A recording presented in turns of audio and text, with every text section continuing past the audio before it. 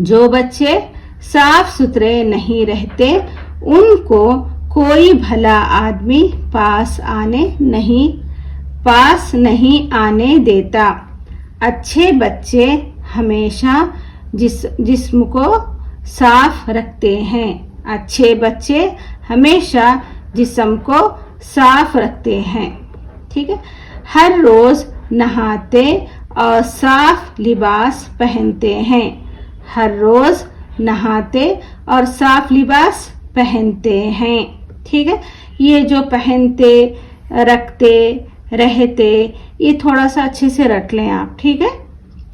नहाने और साफ सुथरे कपड़े पहनने से आदमी सेहतमंद रहता है। नहाने और साफ सुथरे कपड़े पहनने से